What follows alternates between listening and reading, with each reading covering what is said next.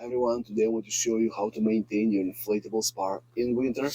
Not much difference from the regular maintenance, but as you can see, sometimes you might need to add chemicals a little bit often. I haven't been adding the chemicals for a little bit over a week, and as we can see, the water is not that clean and there is some foam accumulated. So let's add the chemicals and let's continue enjoying the spa.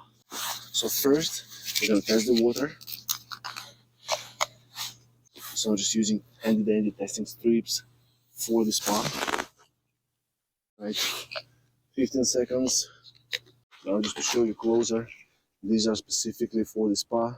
Check for the bromine as well. And yeah, here we go. So I have hardness okay.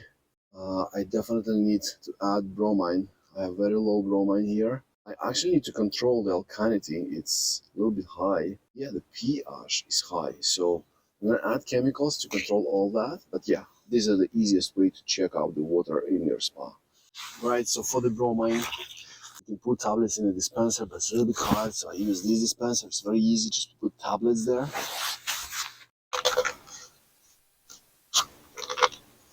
You get some bromine tablets. I recommend buying them in larger quantities.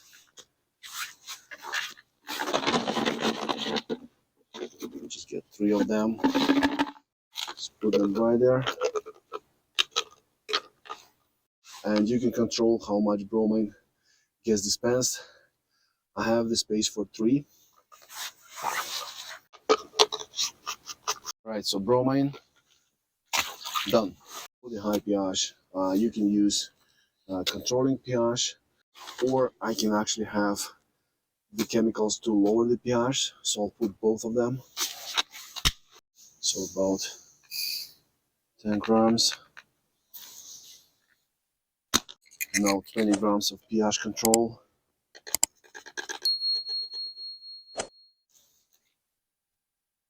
By the way, I put a little bit more than needed because it's winter. I don't have time to maintain it every week. Sometimes could be week and a half, so I exceed the proportions a little bit. Now I always shock the water. I even put it after the time when we just used this spa. So I always run out of shock.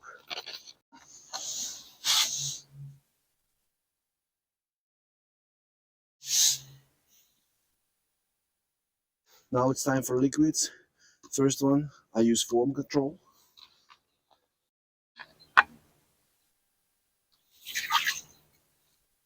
Second one is to prevent corrosion in the spa and the water heaters and plumbing.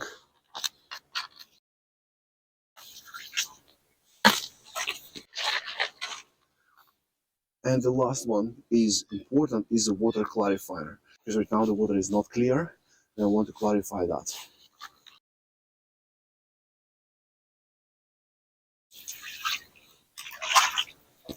That's it. Now let's make some movement. Let's put some bubbles.